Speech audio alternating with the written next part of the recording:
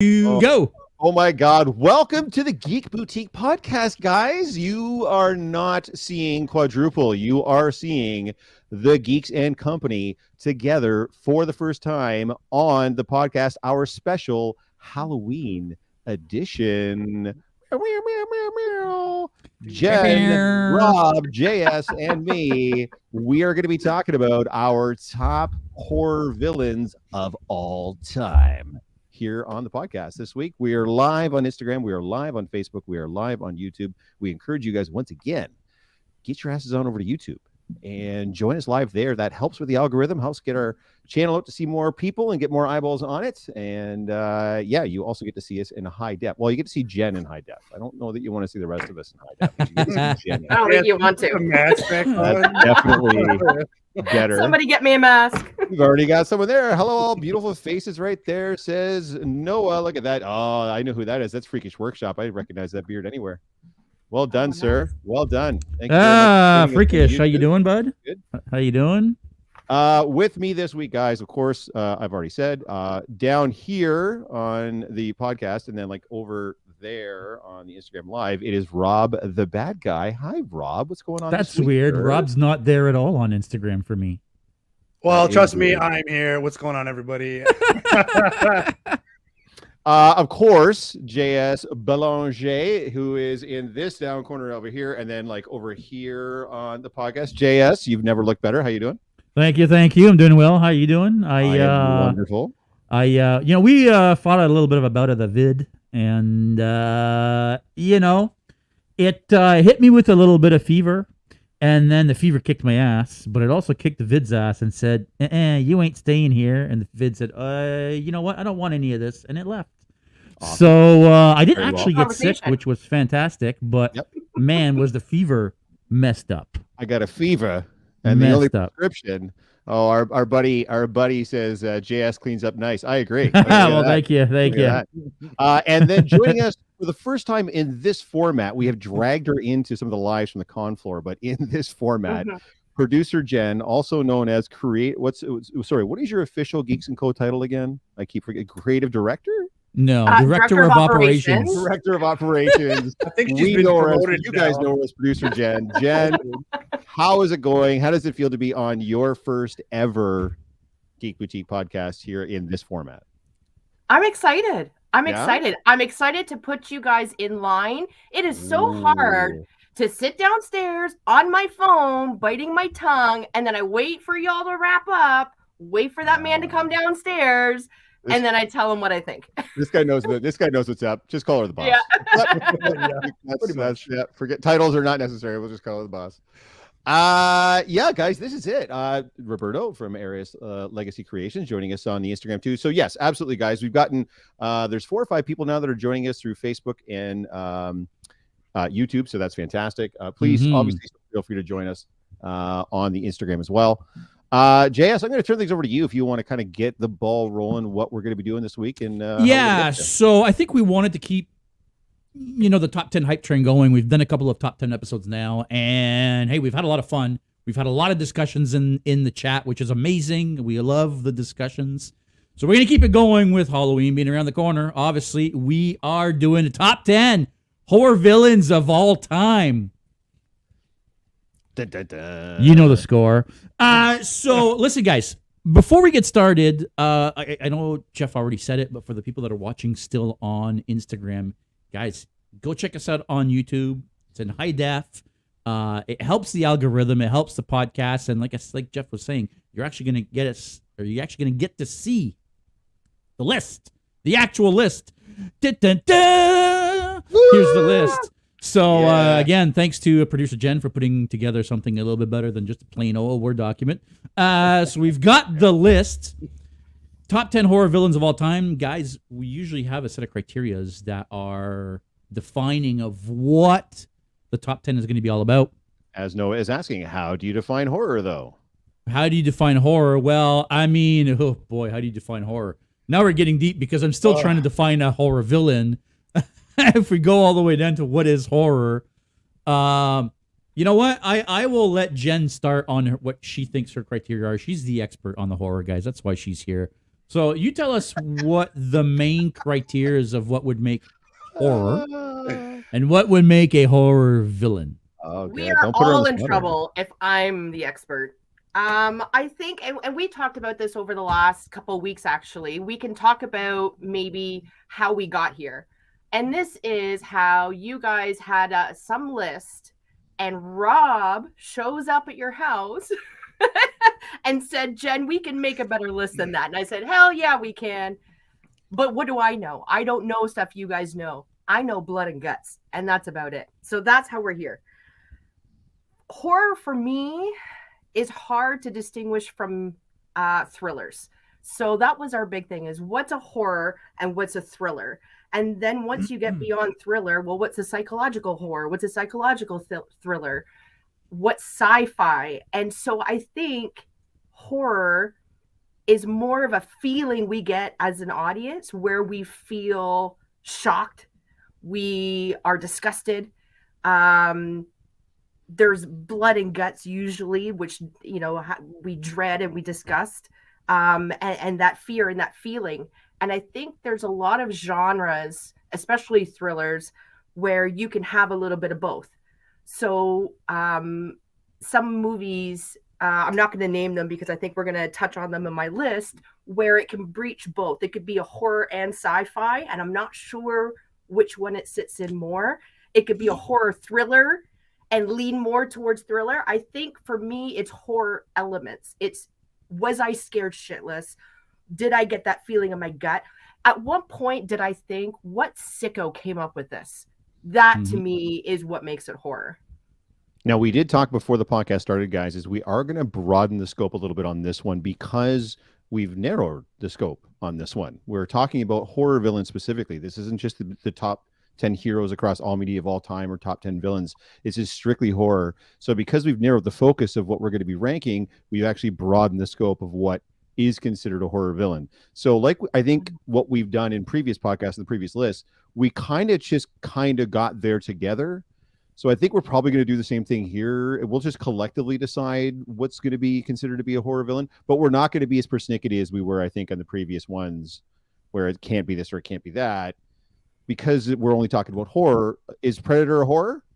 It is in this case, I think. So we're gonna work on that assumption. Is as long as we all agree, we're gonna be good with it. So okay. So Rob, I'm gonna give you the chance here for nobody to spoil it for you. So I'm gonna give you the first pick before somebody else says it. Me. Get it, Rob. So get it out now so we can talk about it. I mean, you're making a big assumption as to who I'm going to pick here. Well, you know which one I want you to say, because I will spoil it for you.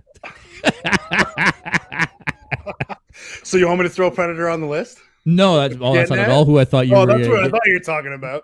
Okay, well, all right, I know what you're talking about then. We're going to throw Michael Myers on the list.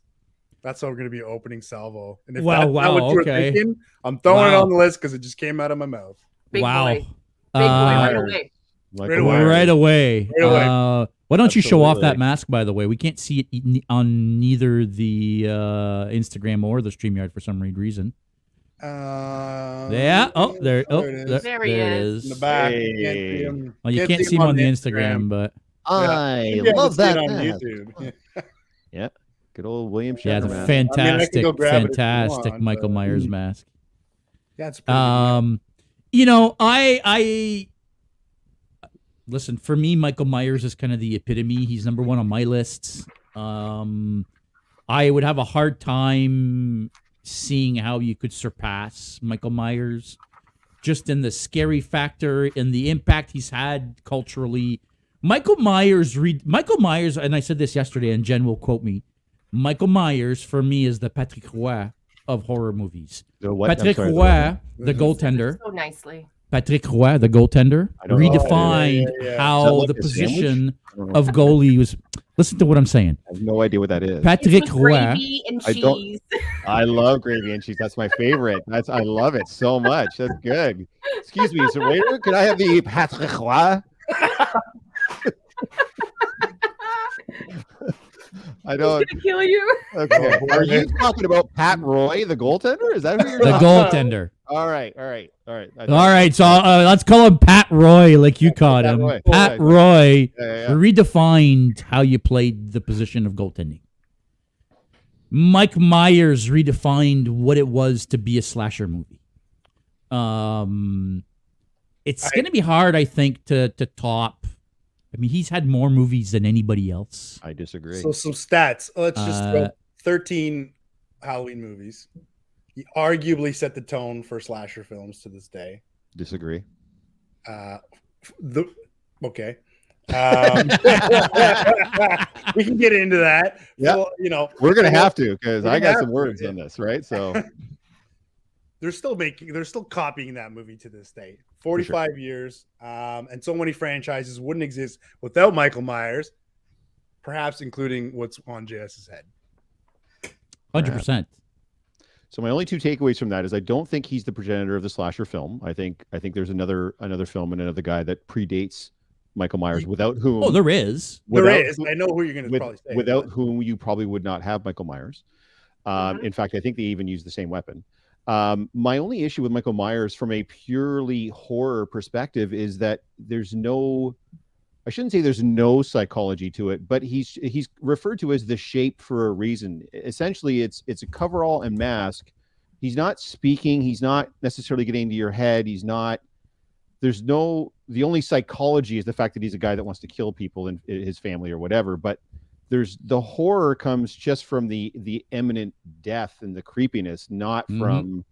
He's not a guy that's getting into your head and freaking you the fuck out first. He's just a guy with a knife that's trying to stab you. So it's, for me, at the end of the day. I know, man. Have you watched the original Halloween lately? Because, man, my heart was racing. Like, we were watching it this week, and there's that one scene. The film is fantastic. The film is, John Carpenter is a fucking genius, but Michael Myers himself, the way it's filmed gets your heart racing. Michael Myers himself, I feel, does not, just because, again, he's just a guy with a knife at the end of the day. Like, he's not messing with anybody's minds or heads. He's just there to kill people. So that's a very good point. I know exactly what you're saying. And there's other ones we're going to talk about later who excelled at that. Sure. But hey, man, it's number one right now. He's on the list. Yeah. I just wanted to get him on there. That's really why I'm here, is to put some people on the list that I couldn't get on the last list. That's all. And no, by all means. Yeah, we've got Sam is on Instagram. Hi, Sam. How you doing? We've got G Ready Prince. I'm sorry, I forget your name now. He is also on the gram. Hey guys, come and check us out on YouTube. We've got a bunch of people here now, and we've got the comments going, and we've already got Rob arguing with people in the comments. So I'm not arguing. He's asking a question. I was informing. I'm telling them why I'm right. There we go. So we were talking about Michael Myers. Jen, did you want to? Holy fuck, Sam! I'm telling you right now. I see one more hashtag Justice for Biff. You're getting kicked out of this goddamn channel. Justice for Biff, bud. You know what? Justice for Michael. I still need to make a T-shirt, a Justice for Biff T-shirt. Yeah. Hello, friends. Hello, Victoria. Get your ass over onto YouTube. We're watching there. Anyways, yes. Continue. So, Jennifer, did you have anything you wanted to, add to the Michael Myers thing? I agree. He's up there. He doesn't have the highest kill count. He is silent, so he's a silent killer. He has a huge presence, though, and I think there's two things with Michael Myers. One is his presence. He's physically large.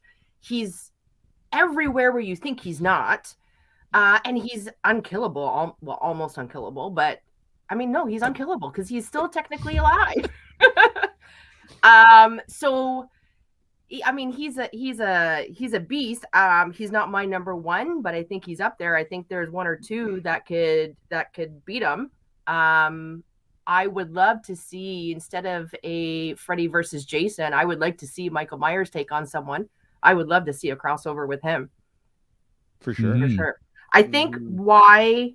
One of the questions I was thinking earlier is why? Like, why did Michael Myers become so huge? Because it was just a cheap indie film when it was made in the 70s. It did not have a big budget. And I think why he became so big is because they took a lot of what up until that point had been slasher films and kind of B movies, and they brought it to our homes. They made it more relatable. It wasn't just a cabin in the woods. It wasn't some Western town in the middle of nowhere.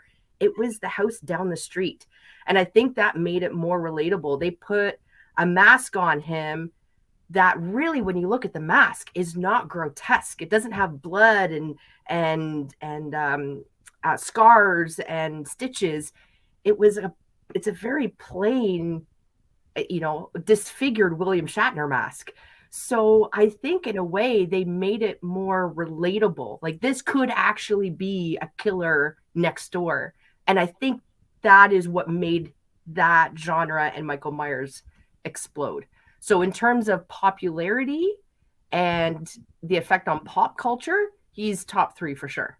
Absolutely. Michael Myers made you afraid to walk down your own street.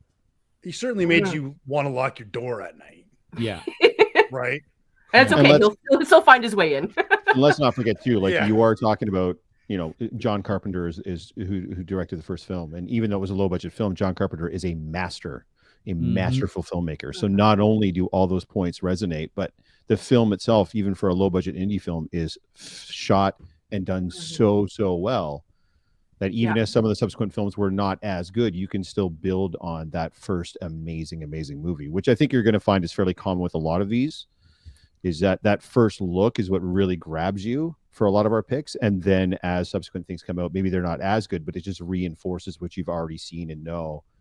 And sometimes too, especially with Michael Myers, they even try to kind of build out little pieces at a time. Like, you learn a little bit more about him in this film, but just a little bit. And in the next film, you learn a little bit more, and it kind of keeps you, like, those little breadcrumbs keep you coming back for more, right? Yeah. So Myers is John Wick for horror.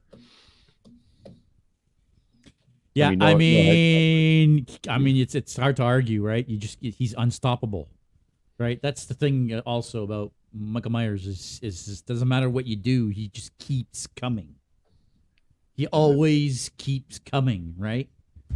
And there definitely was that transition from this scarred little boy psychopath in a mental hospital just wanting to get revenge on his family or anybody in his hometown to now he's got superhuman strength. Like, he's picking people up with a single finger. He's slashing through people. He's taking bullets and coming back. So all of a sudden, are we actually dealing with this tortured little boy grown into this twisted man? Or is he something else? Does he have a demon? Does he have superhuman powers? And maybe that's the mystique of it and why we love him and we're so invested. It's pure evil. Yeah, I think that's a good segue to, just like Jason, right? Jason. Is this your pick? Put him on the list. Put him on the list if that's your pick. Let's Jason do it. is my first pick. Yeah. And does he go above or below Michael Myers? Well, I think he goes below. For me, anyway, I think he has to go below. Jason is kind of an imitation of Michael Myers. Without Michael Myers, there is no Jason. But again, Jason is a character who wasn't even really part of the first movie, right? Like, in the first movie, you only see him as at the end. Just the very last kill, it's him. The rest of the movie, it's his mother that's the killer in the original Friday the 13th. For cultural significance, do you feel though that Michael Myers is a more well-known, copied, parodied, known villain more so than Jason Voorhees? Yes. You think so? Yeah. You think the hockey mask? You think that the Michael Myers mask is a more iconic visage than the hockey mask?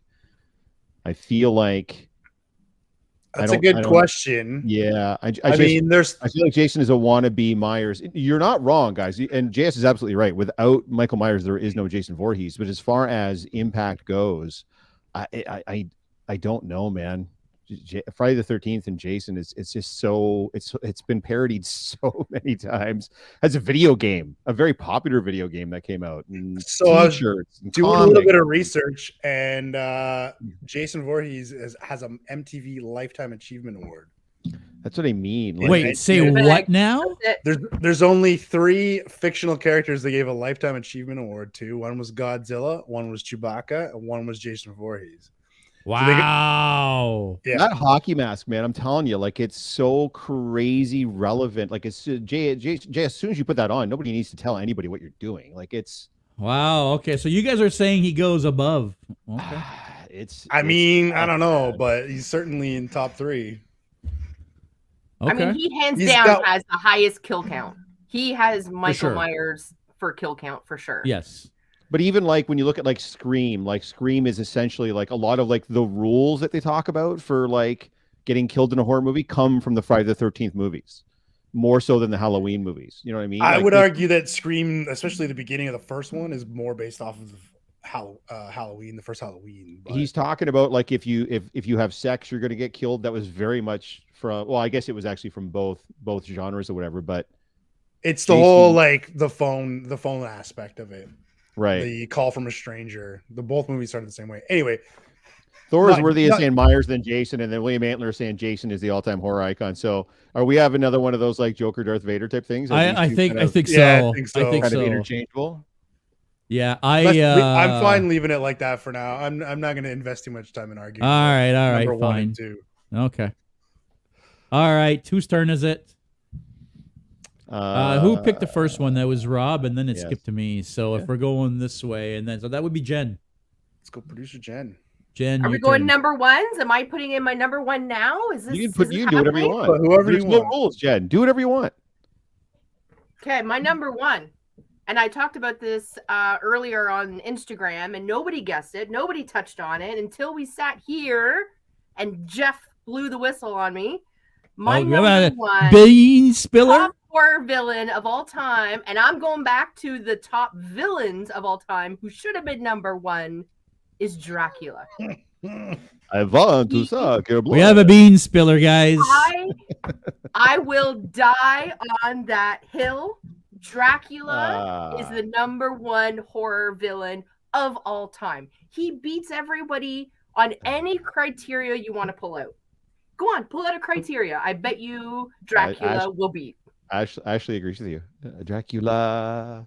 Because she knows what's right. And so Dracula, I mean, he's been in every media you could think of. He's the oldest. I don't even have to ask about the kill count. I mean, he has a whole race after him. So but he's not responsible for all those kills, right? Like he kills one person, that person kills another person. You know what I mean? And it's it's like the biggest pyramid scam in the world. Yeah, exactly. It's the original pyramid scheme. The greatest one. Yeah, he's not a vampire. He's a multi-level marketer. That's all it is. It's fine. He's like the Herbalife of horror films. I love it. Agreed for Dracula. Megan is saying on the old Instagrams there. She says agreed for Dracula. Yeah, Dracula's impact again. You can't really minimize it, right? It's the entirety of the vampire lore that's been for over 100 years is all based on that original novel, and everything that has spawned from it has all come from that original novel, right? So it's I think I read there's 200 movies inspired out of that. So if we're saying, Michael Myers has 15 movies, Dracula is over 200. Dracula has a really bad temper. Oh shit. Stop it.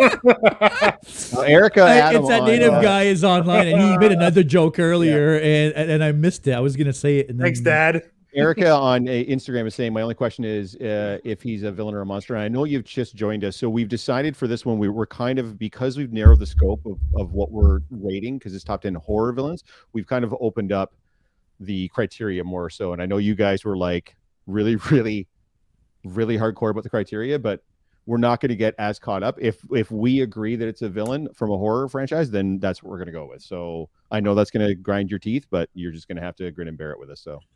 But I would argue that he used to be human and then was infected and turned into Dracula, which is no different than Jason or Michael starting off as human, something happening, and then gaining these extra powers or demonic possessions or whatever you may call it. So I would say Dracula is no different than them two. In that case, I revoke my question. Dracula gets no argument from me. That's Erica on the old Instagrams there. So put him on the list. Yeah, so Thor is worthy is saying it, giving us a couple good arguments here. For one, there's for Christ's sake. Yeah, There's that he's cereal. got his own cereal. Ooh, scary. My only argument, I think, against myself on Dracula is horror. And what we talked about earlier is about that intense fear and disgust. And I feel like in its time, when it first came out at the turn of the century, the turn of the 20th century, that was brought to a public that was terrifying. They had never seen this in action in front of them. That was horrifying. And then we go through the decades and yeah, he's scary, but he's not really terrifying. And then we make this teenage love romance crap and everyone hates vampires. And then I don't know if you guys have seen the Netflix Dracula that BBC came out with a couple of years ago during the pandemic. It was fantastic. And I feel like that went back to when Dracula was more primal, more religious, and it was fantastic. And that showed me the horror from Dracula again, that I feel like in the last couple of decades we've been getting from vampires, but not necessarily Dracula. This is the one where it's 3 short stories, right? Like 3 mini movies, basically. It's a TV series, yeah. And he goes against Agatha Van Helsing, who's a nun, and he's standing at the gates against these nuns. And I mean, he rips the head off a nun, for God's sakes. Yeah, that was a fantastic show. It was awesome. And I don't remember his name, the guy who played Dracula. I think he's European of some descent. I can't remember where he's from. But he's just fantastic. Like, he needs to come over here and do some movies, because he was amazing. I think, like we've been saying from the top of the podcast, I think as long as all 4 of us can come to a consensus that he's a horror villain, then he's a horror villain. You know what I mean? Like, I don't. Mm-hmm. I would agree that Dracula is a horror villain for sure. Yeah, Noah here says, I think the issue with Dracula is that he's been romanticized to the extent that he's now the hero or the anti-hero. This is true of much of the new media. It is. I don't disagree that they've romanticized the whole vampire thing, but again, I don't think that you can just look at the one version of Dracula and say that's one iteration. This is the whole of Dracula, right? So I think we got to be careful there. I do agree he's a horror villain. I wouldn't agree that he would be number 1, but I'm assuming I don't have much of a choice. So I'm going to just put number 1. No. Apparently, I'm you not do even not. Fight this one either. Yeah. I could, but this podcast would go very late, so I'm not going to. Yeah. So then you go. Now, that's not. We're only 3 in. Like, that's not to say someone can't supplant him at the top spot. We're 100%. We're just starting, right? I will fight you. 100%. We'll fight. Do you think I'm afraid of you? I am, but I'm still willing to fight. All right, let's go. Let's keep going. All right. Oh, Number boy, 4. Jeff. I mean, you're go, up Jeff. anyway, so you might as well get her started there. So for me, the slashers really started with Norman Bates, as opposed to Michael Myers or Jason Voorhees. Norman Bates from Psycho, Alfred Hitchcock, the master of horror during his time frame. I don't know. Like I said, even with the Big Butcher Knife, like it's hard to argue that the modern slasher flick came from Psycho.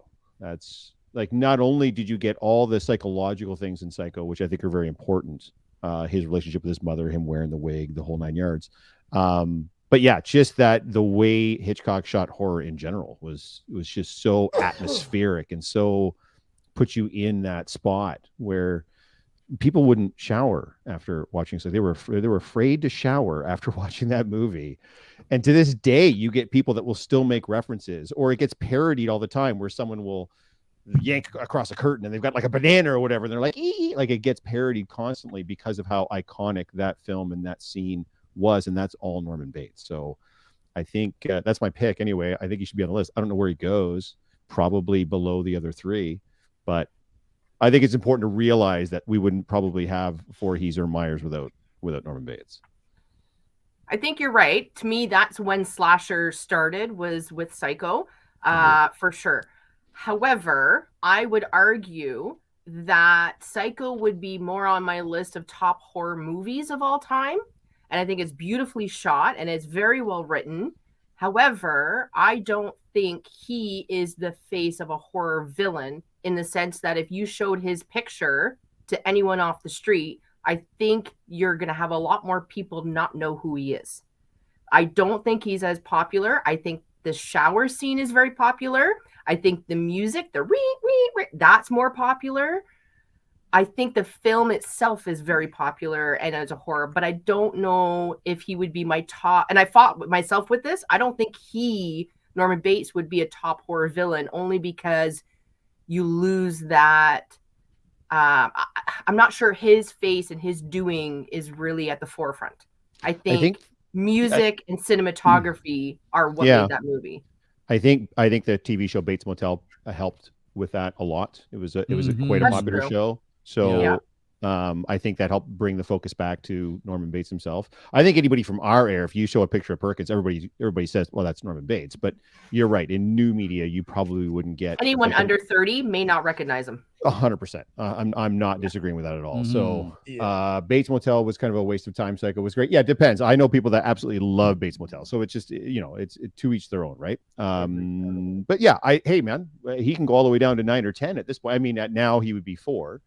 So yeah, put him at 4. I had him on my list, and I found as the more I talked myself around these characters, he ended up falling and falling and falling. And I think, like I said, I would say that movie has a better argument than that character. Nope, that's absolutely fair. So he will probably get bumped from the list, but I want to make sure we recognized where this sort of all started as far as that goes. So, and I agree with you on that. Psycho is the first slasher. Yeah, I would agree with you on that one. Anyways. Speaking of, I believe it's Rob the Bad Guy's pick, since we've picked 4 and he picked first. My pick. Yeah.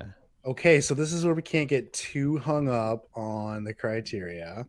And I had a little bit of a discussion with JS on this one, whether or not it was horror or not, but I got to put Xenomorph on the list or throw it out there for discussion. Not all of them were horror. The first one might have been a horror. Oh, there's no might. That first movie is a horror movie. That's a horror movie. No question. They're not all horror movies, but no, that first one 100%. And you could argue the third one 100% as well. Yeah, so it's not very good, but it really tried to capture that feel of the first one, right? So yeah, so Xenomorphs have to be on the list. The whole franchise. They're scary as fuck, man. Like they are. I mean, are you kidding me? So there's 8 movies in that franchise, including 2 crossovers with Predators. So a lot of what I assembled here was sort of, I counted the number of films as well. Just throw that into criteria. Perfect. Keep throwing that in. Yeah. So they had 8 movies in total, 2 that were crossovers with the Predator franchise. So Xenomorphs. Instantly recognizable. I'm a huge fan. I mean, I don't know if it's showing on the on the screen, but I've got no, of course, Alien instantly recognize. Everybody knows here. I think I'm gonna put a giant Xenomorph tattoo on my arm. That's gonna be So that's a big one for me. Yeah, no, I 100% agree. Much more than Predators, actually. I mean, I know somebody mentioned Predator earlier. I think Jeff, it was you. I don't know that I would consider Predator horror. If we get there, we'll get there. That's more action sci-fi than horror. No, I agree with you guys 100%. I don't think it's horror either. But Aliens, especially the first movie, 100% a horror movie. They're still scary as fuck. Dude, they are, for sure. Scary. Again, that first movie, the friggin' like... You watch that movie and tell me your heart rate doesn't shoot up to like friggin' through the roof. Like it's a fucked up movie. When the first chestburster comes out...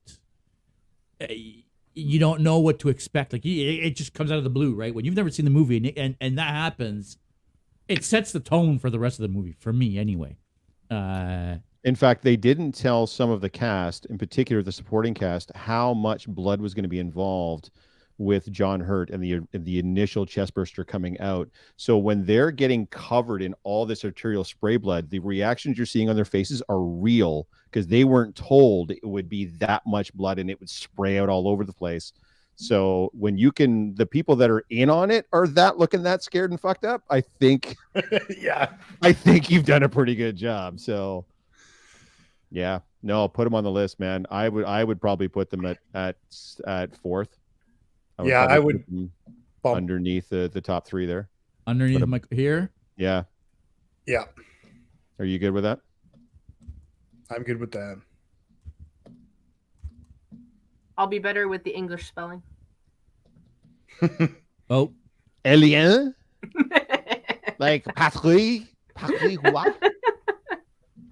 there we go. Yeah, Perfect. and the only thing I can really add to that, because I'm not a huge sci-fi person, as soon as any movie goes sci-fi, you've lost me. I've checked out. I love a good Stephen King movie, even though there's not many of them. But as soon as that twist comes in that it's sci-fi, I'm gone. So I'm not a huge Alien or Predator fan. The one thing I can say I'm impressed with is what I tried to do a little homework. And I thought, horror movies tend to get crapped on because they're not that great of movies, right? They're B movies.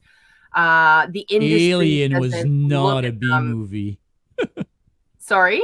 Alien was not a B movie. It was a big blockbuster. I'm saying in general, the genre. Oh, right? I Doesn't see. get a lot of respect in the industry. So I thought, how many horror films or films that do identify as horror have won awards?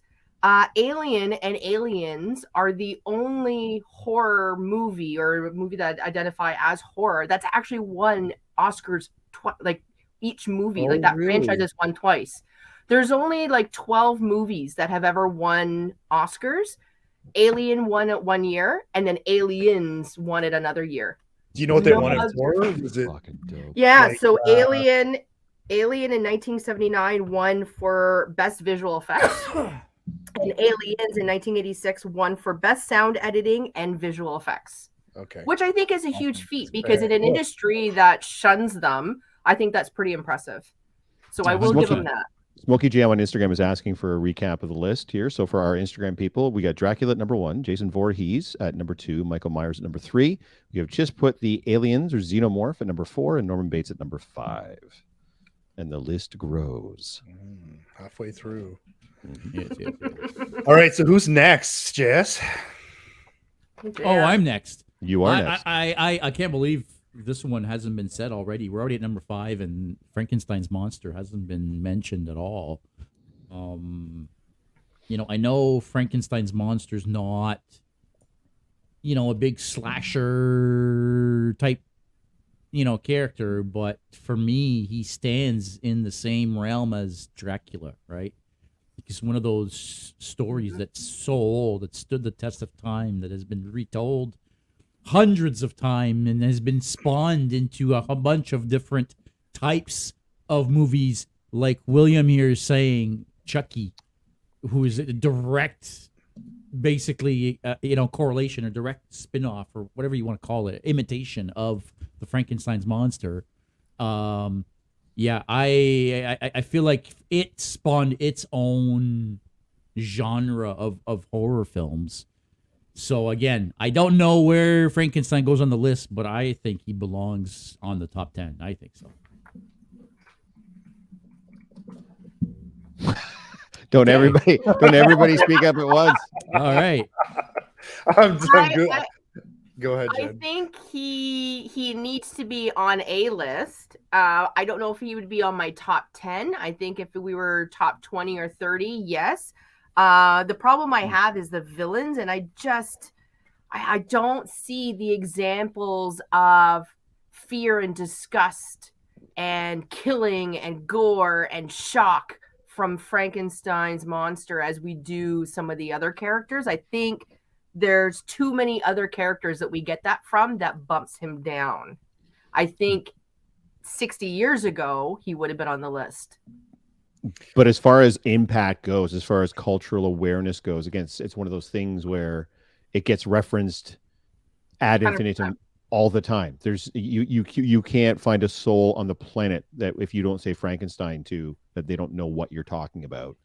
So as far as like iconic top 10 of all time, if we're looking at how rent-free the characters live in our heads and in our culture, Frankenstein's right up there with Dracula, right there with the like Mummy, how much right Frankenstein merch is there for Halloween? Yeah, no, crazy town, right? Crazy town. Countless movies, TV shows, I'll give you comic that. Books, cartoons, serials, goes back parodies, over years, but the monsters. I mean, dude, like we could sit here for an hour and just talk about how many things Frankenstein's directly in, and then JS's point as to how many things were inspired by. Every homunculus, every simulacrum, everything that was ever started out to be something else and was built into something big and bad, that's based on, you wouldn't have it without Frankenstein. So it's, yeah, I don't know, man. I think Megan here basically says, and she makes a good point, and I was hoping because somebody would make that point. She's Frankenstein, although I think she means Frankenstein's monster, isn't an actual villain. No, he's not. He's a tragic character, right? Yeah. And you're right. He's not really. Yeah, he's not really a villain, right? Even by our loose definition, is he really an actual villain? Does he kill anybody? I feel like he kills some villagers, doesn't he? Before he kills a couple people, but no. If you guys don't want him on the list, we don't. If we're gonna, I know we said we'd broaden the scope, but if you guys really feel like he is not a villain of any kind, then yeah, he wouldn't have his place on the list. He's not on my list, but I'm just one of the L retro. All right, so Frankenstein's monster. Sorry, is the first to get the boot. I tried, buddy. I tried to. We need a special effect or like a sound for when somebody gets the like boot, a toilet right? flushing. If it makes you feel any better, and I didn't realize this coming into it, one of the inspirations from Frankenstein is on my list, but I didn't know that it was inspired by Frankenstein until this moment in time. So there's still some Frankenstein-inspired aspect to our list. Yeah, Keith, who's joined us on YouTube, is saying Frankenstein's monster is more of a victim than a villain. I would agree. Yeah, 100%.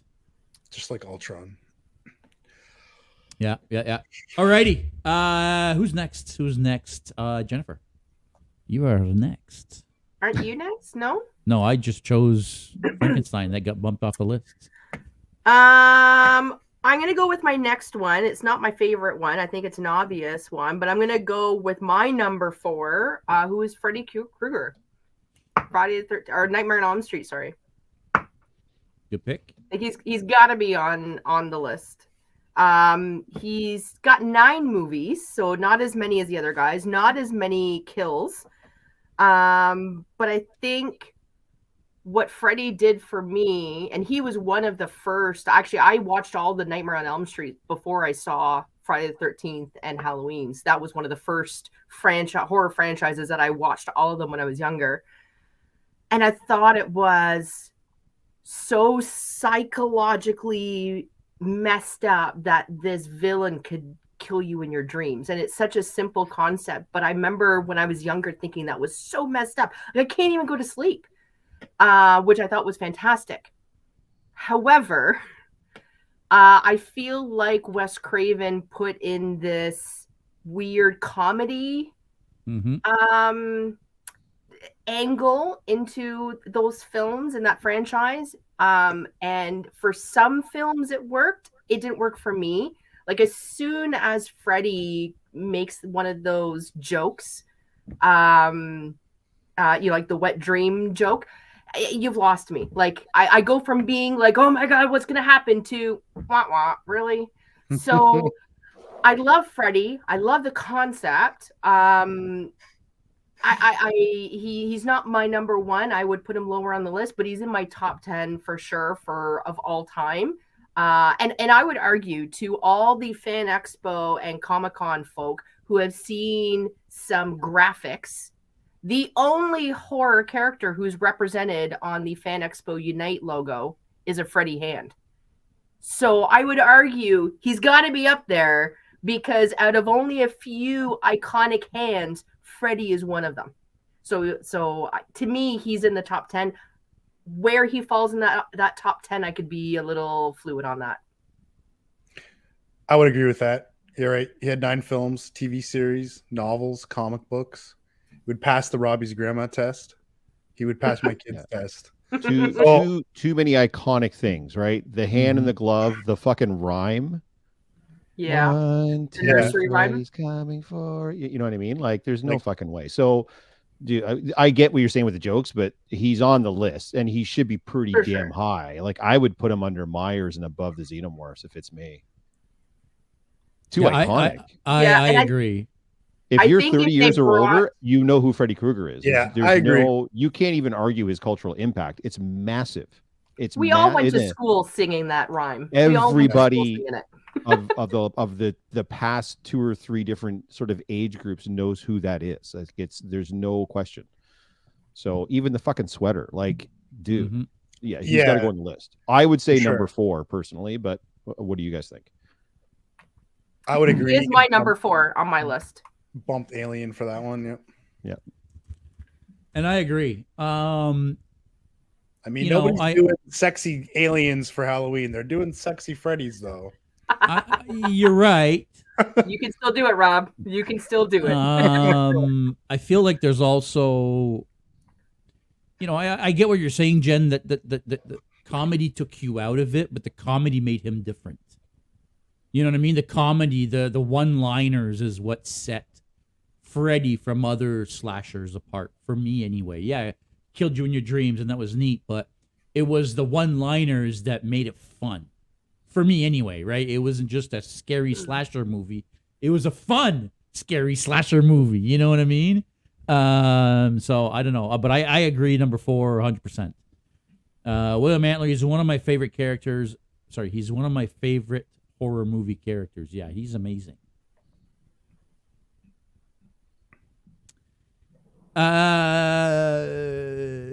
Anybody else want to chime in on Freddy? Are we done? We've all agreed and we move on? Is that it? He's an icon. That's it? We all know it. All right. So, Jeff, we're back on you. We have such sights to show you. I have to say Pinhead, which, by the way, the author of the books they were based on, Clive Barker, fucking hates that term for that character. In the original works, the character was referred to as the Hell Priest. And I am going to throw something out there real quick for you guys, too. If anybody's still kind of like all up in arms and freaking it over the fact that in the newest iteration that it's played by a woman, in the books, the Hell Priest is sexless. There is no, you can't, it's androgynous. You can't tell if it's a man or a woman. Apparently the new one's amazing. The new one is quite good. There are some pacing issues, but it's still better than any of the sequels that came after the first one. But yeah, we'll tear your soul apart. We have some sights to show you. That visage of I think Douglas Bradley's the original actor that had the pins in his head. Just again, iconic. Not as many films. I understand that, but again, from a certain era or genre, everybody knows what that look is. It's parodied. It's the priest or the Hell Priest. Yeah. Noah's got it. Noah's what I'm talking about. Yeah. Never think of Pinhead, as Megan is saying on the Instagrams there. Yeah. And if I hadn't just watched, but Hellraiser was like, and especially with Clive Barker's horror, it was like a new, kind of like what Jen was talking about earlier, like Barker's level of gore and depravity and like the Cenobites and Pinhead, like rended flesh, and it was just so visceral and so in your face about it. It just really sets your teeth on. Like there's nothing redeeming about any of it. And when the Cenobites come get you when you're doing the fucking puzzle blocks, they take you to hell and they just torture you horrifically for eternity. Like it's just so. It brought together, Noah's got it. That's what I'm trying to put in. It brought together the slasher, psychological, and body horror into one movie. Yeah, it really did. So it took the gore to another level. It really did. There was a gore factor in all the Hellraisers that I don't know we had seen before. It was just something out of this world. It was crazy. Yeah. We got Corey Carter online here saying Jesus wept. Yeah, I mean, pretty much. I mean, I think it was in Bloodline where they skin the girl and they hang the skin with hooks. And, it just lives with you once you see it. So some of it is just ridiculous. Yeah. So I don't know where you guys would put him on the list. I don't know where you guys would put him on the list. I would make an argument for 5 or 6, but I mean, he would probably go at 6 for me. But where do you guys think? Where? I'm gonna throw this there right now and shock everybody. I've never once seen any Hellraiser movie, so I don't care where you put them. But do you still know the character? I know the character for sure. That's actually all I know. My point. You know what I'm saying? But that's why I picked Pinhead specifically, because even though you've never watched a single second of any of them, you still know the character that we're talking about. Absolutely. And those you'll never see fish hooks the same again. Yeah. I mean, so William Antler is saying. So we got some votes right below Freddie. I'm hearing 5 is what William Antler is saying. Thor's Worthy is also saying 5. That Valkyrie girl is actually saying 6. The Cenobite Chatterer is definitely high on the creepy matter. No shit, dude. Good lord. And the other dude whose face is like, god damn it, I'm freaking myself out, and I'm not even a horror guy. So yeah, I would say either 5 or 6. I'm kind of at number 5 as well. Yep. Noah's his 4th. Okay. For me, he would go around a 6 or a 7. Only because to me he's more of that trendy horror villain that when he's around, it's horrifying, and then he just falls off the face of the earth. Like no one talks about him, no one does any homage to him, no one doesn't do any costumes. I never even wanted to watch one of those movies. Yeah, so I think we need to make that point is that, when you look at what Norman Bates and Psycho has done, what the Xenomorphs and the Alien franchise has done, can we say that the Hellraiser franchise and Pinhead have had a bigger cultural impact than these guys? Can we really say that? Again, if you show Pinhead to your grandma, does she know who he is? I hope not. I don't think Pinhead passes the grandma test. Do we do it? Where's Robbie when we need someone? Get Robbie on the goddamn phone. I mean, I was shocked to learn how many movies that actually had. There's like 11 or more. So let me actually. I think it's more of a cult following, though. I don't know if it's really pop. Jen, I'm going to use your. Hold on, I'm going to use your own argument against you, Jen. You ready? Okay, here we go. So your argument for Norman Bates was if you flashed a picture of Norman Bates' face to people in the street, most people wouldn't get it. I guarantee you, if you flash a picture of Pinhead, most people's faces, they're going to know who that is. More than Norman Bates, yeah, probably. Yeah. Right. You're right. So as far I did say 6 or 7, so put him at 6. Yeah, I would agree with 6. I can get behind that. I'm picking up what you're putting down, Jeff. Yep. I mean, I've seen 3 people doing cosplay Pinheads this week. I've seen a ton of cosplay Pinheads, but again, I get what the argument is for that as well. Is it's not as in. It does fall in and out of favor based on whether or not the property is being actively worked or not. So you guys are 100%. But that look is, everybody knows what that is. It's iconic. So it's definitely the look is iconic for sure. Yep. All right, that's my pick. So we're back to Rob, I believe. Back to Rob. Which one should I pick here? Okay, so I'm gonna throw out Jigsaw from the Saw movies. He's been mentioned a couple times in there for sure. Yep. Mentioned in the comments. This ties back to a comment you made earlier with regards to the psychological impact. I don't think I'm not an expert, but Pinhead, I don't think killed anybody. He doesn't have any blood on his hands. Technically. Sure, did a lot of people die from the situations they were put into? Absolutely. Did he himself stab anybody? You mean Jigsaw? Yeah. Yeah, not sure. Yeah. And that's probably what makes him one of the better psychological villains, or the thriller. Weirdly, I've actually seen most of, if not all, the Saw movies. And the funny thing about the Saw movies originally, the first couple especially, is the traps. You could get out of the traps. If you thought quickly and you were willing to even sacrifice something, you could technically get out of the traps. Unfortunately, as the franchise went further, it got further and further away from that, and it just seemed to be, how elaborate can we kill these motherfuckers? It's really what it came down to. That's a good point, yeah. So it really took it out of that, but initially it really was, like, his key phrase was, do you want to play a game? And that's what it was, and that's why it was so cool. But your point stands, did he actually, and are we talking about, like, the guy behind the doll? Are you talking about the doll? Are we talking, do you know what I mean? Like, that's a hard one, yeah, because I mean the doll is the face of that, right? But the doll wasn't actually. I will never look at Tobin Bell without seeing John Kramer. Like that man is that character for the rest of his life. Which is weird because, spoiler alert, doesn't he die in like the third film or Third the one? Yeah, third film he dies. How many Saws have there been? Like 9, 8 or 8. 9 or 8? Sorry, Saw had 8 sequels, so I guess 9. 9. So think about it, guys. It would be like, it'd be like Jason dying in the third Friday the 13th. They still made 6 more and only referenced him moving forward from that. How crazy is that? But yeah, this is a generational thing, right? This is similar to someone else. So what you're saying is Jigsaw is technically not the villain of more Saw movies than he is. So he's only the villain of 3 Saw movies, and the other 6 Saw movies he's not a villain in. Correct. So he's a villain in less Saw movies than he isn't. Correct.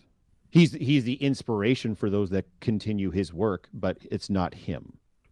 And I would argue that, right, is he doesn't actually kill anybody with his own hands, but his own accord. He sets it up. And actually, in his mind, he doesn't see himself as a villain. Let's be honest. He doesn't think that he's a psychopath. He doesn't think he's the killer. You've killed yourself.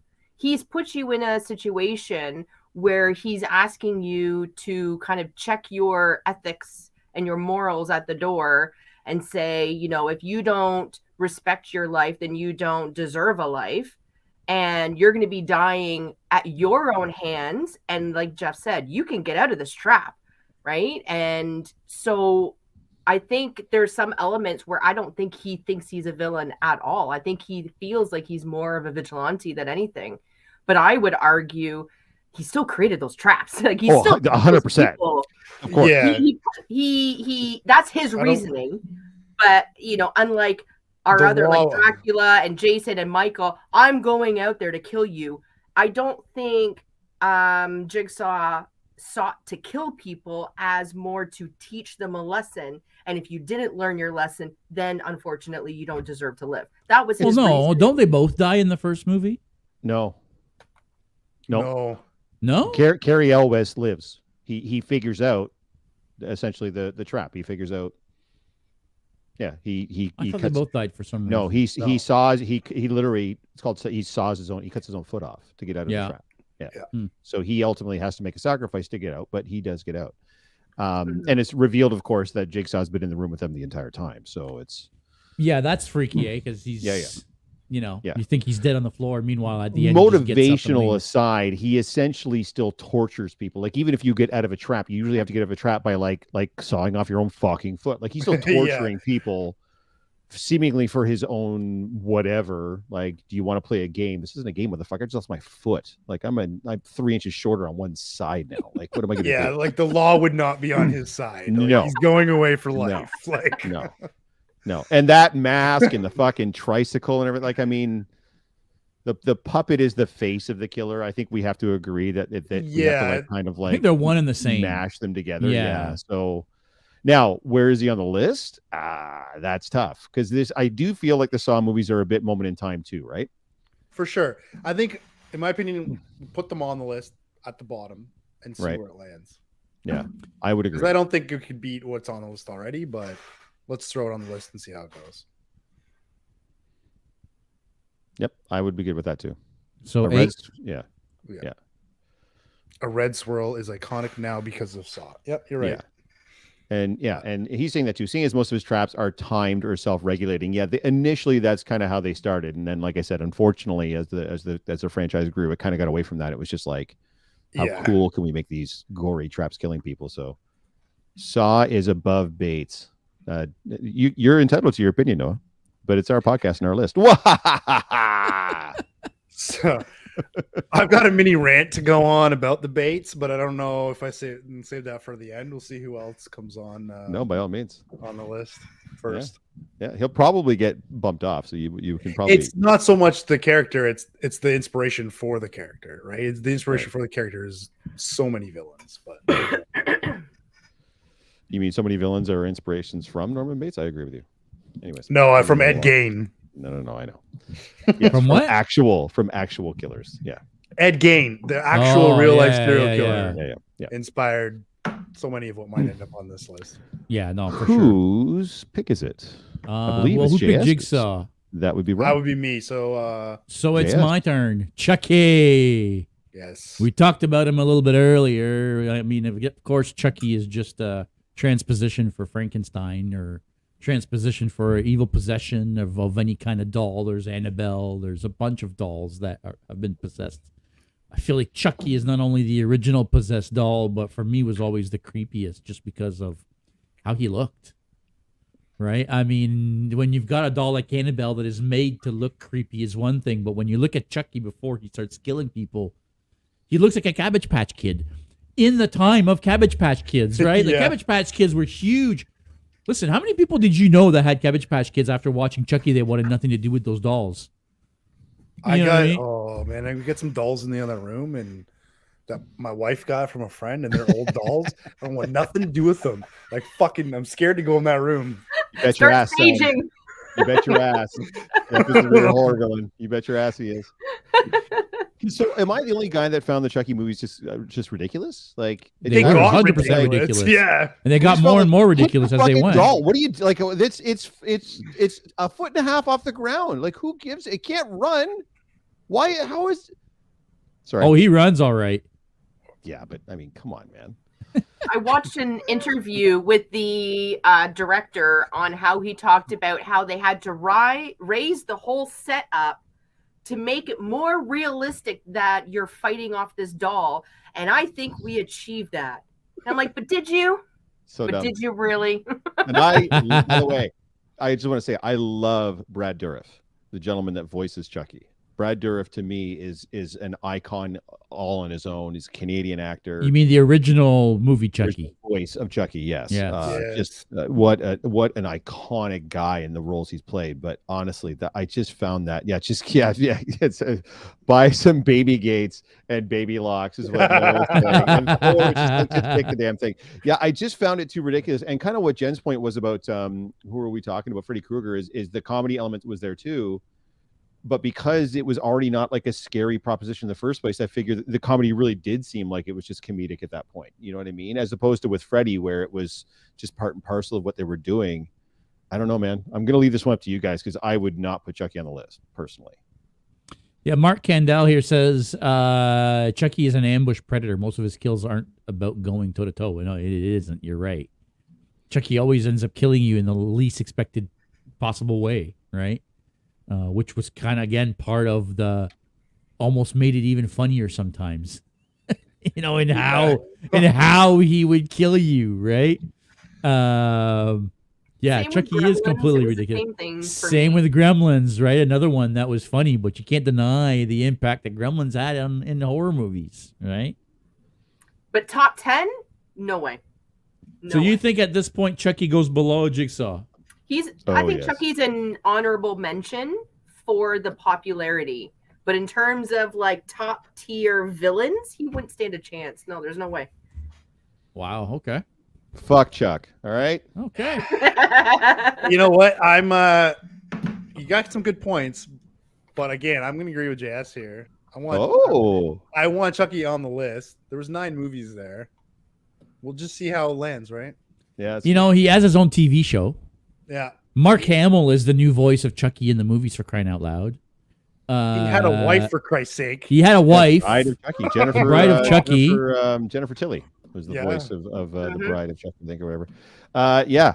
I mean, we're not talking about Oscar-winning performances here, right? We're talking about iconic horror villains. I will fight you on that. I agree with JS. We said whatever the consensus is. So if the consensus is that Chucky is worthy to be on this list, Jen and I will just have to suck it up and take it. It's not. No. Stu on Instagram is like, wait, Gremlins is being considered horror? Well, according to these fucking monkeys, apparently it is. Because no, as far as I'm concerned, but I'm not in control of the keyboard. Okay. You know what? Hang on. Ed just made a very, very good point. So Snowhawk Cosplay says Chucky's a higher tier villain for the look alone. Just recognizable and will be around for generations. Exactly. And you're right.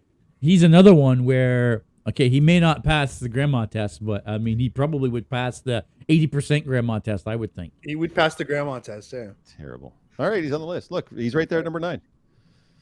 Perfect. Not for long. See, I'm happier with this list than the first list. This is my kind of list. All right, I'm happy. Well, you wanted to be involved after you fucking hated our villain list. So here I you go. hated that. Put my pants on, Rob. You put the fucking Wicked Witch of the West on it, man. Come Instantly on, recognizable for generations of people. Oh, yep. Yeah. In fact, we should put it on this list. Hold on, that's my next pick on this list, motherfucker. Wait till I drop that one. Oh, you know what? That makes she makes the list. I'm out. Well, that's not horror. That's not horror. So she can't make this list. All right, who's next? It's a better list. Jennifer is number one. Oh, Jesus, what? Jennifer. 100%. Oh, Leprechaun. We made improvements here, people. Okay, so speaking of the beginning of slasher films, there was a little bit of a break between Psycho and the next film. There was a time, I think about a week ago, that JS said that he felt that Michael Myers and Halloween was like the beginning, and I said, no, there's no way. There's another slasher, low-budget indie film that came out that inspired a lot of slashers. And Rob, you kind of alluded to Ed Gein ish type of people. So my pick he's number 5 on my list because he did F me up when I was a teenager watching this film. And that is Leatherface. Texas Chainsaw Massacre.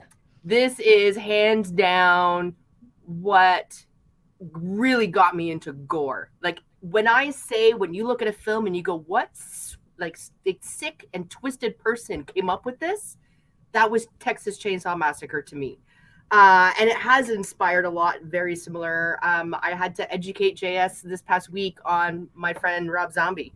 And, you know, House of a Thousand Corpses and Devil's Rejects. I mean, it's just fantastic. I think the wearing of skin, even though Leatherface himself may not be that recognizable, I think anybody wearing a bunch of other people's faces on their face, that's Leatherface to them. So I think he's very recognizable. And the newest version or whatnot on Netflix, as much as it was horrible writing and the storyline was horrible, I don't watch Texas Chainsaw Massacre for a great storyline or for great drama or for great acting. I want to see a chainsaw rip someone in half. I want heads ripped from bodies. That's what I go there to see. And that's what you get. So I thought it was well done in that respect. It gave me that horror and gore and shock, but it's not a great movie. Like, the writing is horrible and the acting is subpar, but the killing was amazing. So for me, my number 5 horror villain is Leatherface. No. Gentlemen? No. Hello? So, all right, I'll go. I agree with you. Leatherface belongs on the list. And I knew, so you brought it up, Ed Gein, right? Inspired Leatherface, inspired Norman Bates, inspired Buffalo Bill from Silence of the Lambs. So I didn't want a list here that was filled with 3 or 4 characters filled with Ed Gein. But if that's how it's going to be, it's going to be. I definitely think it belongs on there, right? Like, that serial killer inspired so many different movies and genres and like dozens of movies across all of them, remakes, TV series. So Texas Chainsaw Massacre, Leatherface belongs on the list. I would put it above perhaps Jigsaw, but I'd also, on my list, I have Leatherface / Norman Bates / Buffalo Bill. So I don't know. That's how I see it. I know we're not basing this on real life bad guys like the last villain list. I don't know. What do you guys think? I don't want to have 3 different villains based off the same about one bad guy, but it's similar in the argument for me to that was raised for Norman Bates, whereas I feel like the Texas Chainsaw Massacre is really more the star of whatever's going on than Leatherface himself. Like, just the idea of what it is as opposed to Leatherface. I don't know if non-horror fans would recognize Leatherface himself. If you just say Texas Chainsaw Massacre, everybody on the planet knows what you're talking about. But if you just show it a picture of Leatherface, I don't know that a lot of people would actually get what you're looking at or what you're seeing.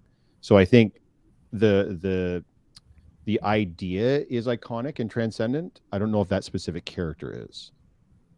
as much as. But I mean, again, throwing it up to debate. JS, you're oddly quiet on this one. What do you think? I don't know what to think. I mean, I think you make a very good point in the same way that Bates Motel is probably more iconic than Norman Bates himself. Leatherface, though, doesn't have like a kill house. He doesn't have a Bates Motel, right? Like, I understand what you're saying about the whole, well, the name of the series, the name of the franchise is bigger than Leatherface. Yeah, the chainsaw is when more you're talking iconic about, the chainsaw is more iconic than Leatherface, whereas Jason Voorhees is definitely more popular than Friday the 13th. You know what I mean? Right. So I agree with you there. I don't know where he goes on this list because I'm not going to lie. This is one story that I've never really been a fan of. So I've never watched a single minute of any of them. So Well, we're there you just. go. I'm not sure I have either, to be honest with you. Yeah. Are If you serious? I'm telling you right now, if you held up a picture of Leatherface, I would not know that. Yeah, unless you same. told me that's who that was, I would not know. I'd be like, I oh know, yeah, I it's another know, character I'm wearing sorry, skin but on their that- face. Okay. Yeah. And especially too, All I think right. lately too. I think if we were because that Valkyrie girl is saying 8 or 9 there as well. I think if you looked, I think this is one of those generational things. Because when did the original film come out? 78? 70 something, Yeah. 44 years old. 74, So sorry, 74. It came out just a few 74. years before Halloween, and everyone thought Halloween was ripping off Texas Chainsaw Massacre. Right. That's And, what and that's where I think where Halloween took that kind of character, that silent, big monster who just wants to go around killing, and really refined it so that audiences could accept it more, or at least easier. Michael on Instagram has a ranking spot for it. He said 74. No. He's saying when the movie came out, but I just thought it would be a dick. I mean, there might not be a Halloween without Texas Chainsaw Massacre, but they did it better. As far as cultural, They did. as far as cultural significance go, like at the end of the For day, sure. where would we put him on the list as far as like what people would know, like who knows who Leatherface is compared to the characters that we have on there? I think you could probably make an argument for, probably 7, 8-ish in around there. I would think. Because I've never seen a single minute of any of them, but at least I know I couldn't pick him out of a lineup, but at least I've heard the name before, right? Yeah, I mean, I think he my reasoning for putting him over Jigsaw, again, not because I'm a fan of either. For me, Texas Chainsaw Massacre was one of the originals, right? Like it was one of those ones that started a genre. So it has for me to go at the very least below or above Norman Bates. Like they kind of go together. Again, like Rob was saying, they kind of go together for me. Would it satisfy everybody if we just included them? You know what? I would be good with saying all Norman as, Bates. like number 7, like Norman Bates / Texas Chainsaw Massacre / Hannibal, unless anybody's got them as their number 1. Like I don't know. To me, they're all the same. It's funny because I don't look at Norman Bates and Leatherface as being the same at all. You could argue Buffalo Bill and Leatherface 100%.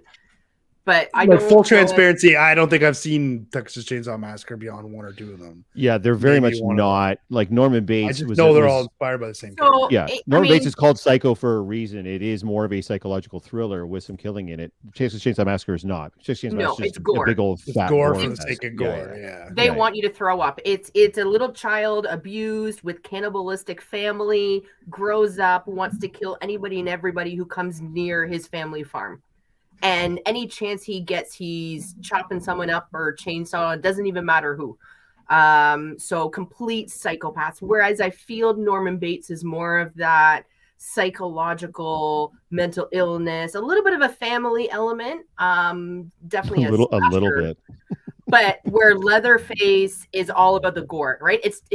There's no element of psychological or thriller with Texas Chainsaw Massacre. It's 100% how effed up can we make these kills? That's all it is. Yeah. Done. He's at 7. Can we all agree? Are we all good? I'm good with that. I'm okay with that. Excellent. I accept. Are y'all good with that? All right. I Who accept. picked Leatherface? Blah. Who picked Leatherface? Jennifer. So That was me. Jeff, your turn. Man, I've got some really lame ones on my list, and I don't want to. I didn't want to say some of these out loud because again, this isn't my genre, guys. So, and I'm going to get roasted for some of these. So I'm going to say one that I don't care for myself personally, but if we don't say it, we're probably going to get demonetized or whatever it would be. But is it Ghostface? Is that what it is from Scream? Ghostface. Is that what it's called? Okay, so Ghostface. Ghostface opinion. Megan literally just said that in the channel there in the Instagram. So I knew I would be lynched if one of us didn't say Ghostface. I don't know if he's on any of your lists. I wrote him down. I remember watching the first Scream when it came out, and I was like, and I don't think I've seen any of the rest. So, but I know too, this is one of those like generational things. I know a lot of the millennials are really big on Ghostface, and now even with the new stuff, the Zoomers are also getting into Ghostface and such. So I know this might be like a little bit past our specific time frame. On our list at home, Erica Adam is saying on Instagram, and they are a millennial crew there, so I think it speaks to them much higher than it speaks to us. But at the same time, again, same thing. Like, when do you go for Halloween and you don't see a million fucking people wearing that Ghostface mask? And you go to cons, or especially if it's a horror con, there's like a whole gaggle of people wearing the Ghostface mask. So as far as like iconography goes, that mask is instantly recognizable in media.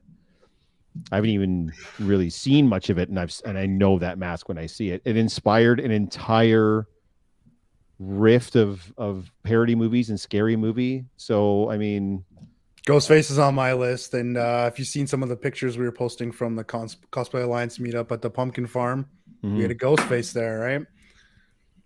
So that's high on my list, and I would put them at 6. I would also probably put them above at 6. Pinhead. Yep, for sure. Yep.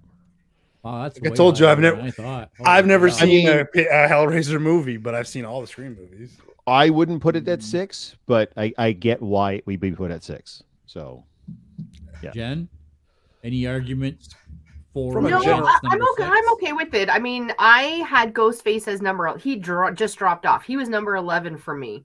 And a lot of it had to do with the horror thriller balance of I don't really get scared. It's entertaining, and it was a okay concept for what I consider a teen movie. It's not the same character. It's just literally a costume, right? You got different killers. Every movie is a different killer/killers. So it's not even a particular character. So I can't really get afraid because it's just, for me, more of a mystery thriller where it's a whodunit, right? We know you're going to kill and stab some people. Really, the movie is about guessing who it is this time. So for me, do I get that intense fear, that intense dread, that ew, that gore? Not at all. It's more of a mystery thriller to me. But that said, I can't deny how iconic it is and how many Ghostface show up at my doorstep on October 31st every year. So I think it's very popular, very iconic. I struggle to put him in as a horror villain. To me, it's more of a mystery thriller character. That's exactly how I would describe Dracula to me. We're not friends. We are no longer friends. Go. Fight. I don't know why we're doing this. Why aren't we just selling tickets to these fights? That's all I'm thinking. We'll pull in mad views if we do that. So I'm you okay with make that. very good argument. For those of you in the channel talking about number 5, I disagree. The Xenomorphs and the aliens were out 20 years before there was a Ghostface, and they're still making alien Xenomorph stuff. So, I think the Xenomorphs are still above Ghostface, but I think 6 is a pretty good spot. Mm-hmm. Yeah. Hey, folks, I don't know how many more people you guys have on your list. I only really have the one. I got one more. You got one more as well? It's got to go on the list. Yeah, mine also has to go on, and I think he will break the top 10 as well. For me, anyway, he definitely does. I'm assuming it's probably Rob, yours is probably the same. But listen, before we move on, guys, if you are watching us on Instagram right now, go give us a watch on YouTube. There's a bunch of people hanging out on YouTube right now. There's a bunch of people commenting. It really helps the algorithm in propagating the podcast out to people. So please go check us out. We're in HD on YouTube. You can actually get to see the list. We'll go over the list in a second here. If you are watching us on YouTube, guys, give us a like. Come on, I can see that you guys are watching, but you're not giving us any likes. So give us a like. Make sure you like the podcast. You subscribe to the channel. Again, that really, really, really helps us out. You like us. Top 10 really like us. so far. So Chucky has been the first casualty. Chucky has now been bumped off. So the top 10 is now number 1, Dracula. Number 2, Jason Voorhees. Number 3, Michael Myers. Our top 3 so far. Freddy Krueger at number 4. Alien Xenomorphs at number 5. Ghostface, we just added at number 6, which bumped down. Pinhead to number 7. Leatherface at number 8. Norman Bates to number 9. And Jigsaw at number 10. Rob. Shall I introduce the last person to make it on our list? Well, maybe not the last person to make it on our list, but the last person that you have on your list. Go ahead. I have so much more on my list, but okay. I'm gonna go. Yeah, but they're not gonna be top 10. This one, I'm thinking we'll make top 10. Pennywise. That was my last one on my list as well. Yeah, gotta put Pennywise on the list, obviously. Yeah. 100%. I'm surprised it took this long for us to bring up Pennywise, but because no one wants to. We just want to acknowledge it. Books, TV series, movies, like everybody's clown phobia is pretty much based off of Pennywise. So yeah. So real quick question, and I'm just going to throw it out, and I want your knee-jerk gut reactions. If you've seen both the original miniseries and the new films, Tim Curry or Bill Skarsgård? Bill Skarsgård. Bill Skarsgård. 100%. You can all be wrong. That's cool. Anyways, moving on. What he does with his eyeball. No, but he can already do that. And he does that in real life. Like, this is not CG, right? No, I know. That's his. He does it for real. That eye is so lazy it's collecting unemployment. I agree with you 100%. Creepy as hell. But at the same time, yeah. I like the look of Pennywise. Holy shit. I loved Curry's. Oh, the fangs, and we all float down here, Tim. Oh, man. Anyways. Yeah.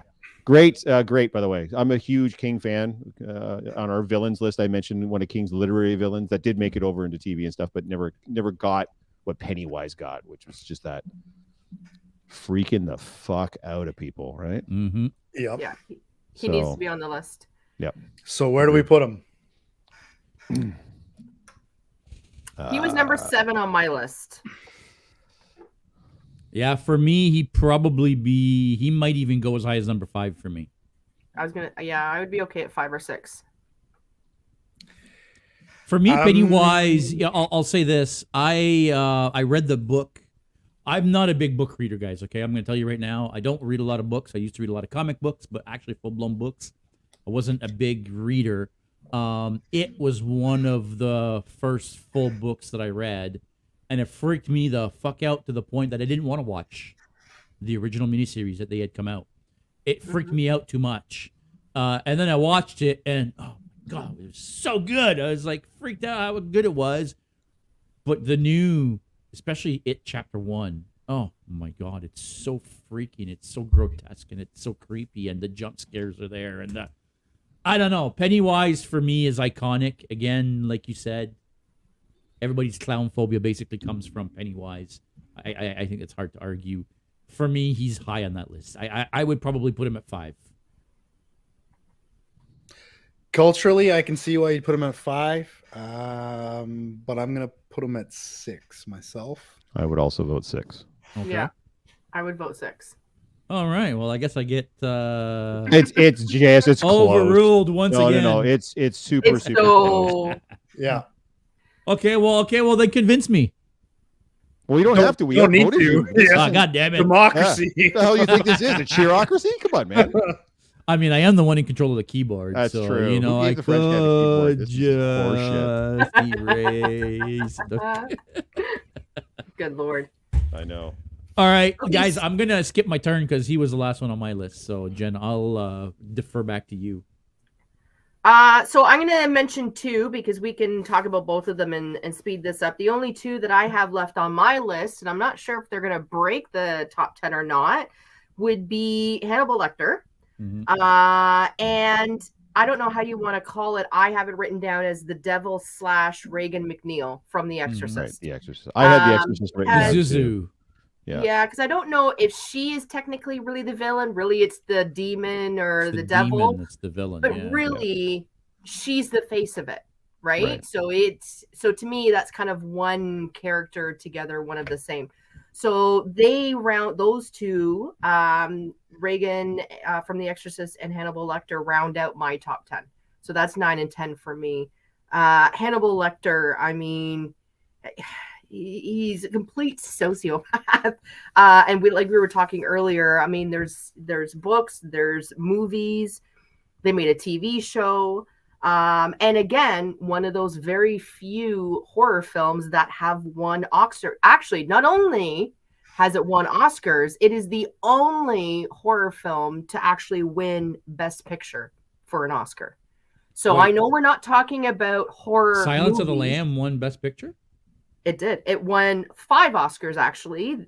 In 91, it won Best Picture, Best Director, Best Actor, Best Actress, and Adaptive Screenplay. Wow. Which again... Hannibal wasn't even the villain in that. He wasn't even the villain in that. No, you're right. Well, I mean... he was scary.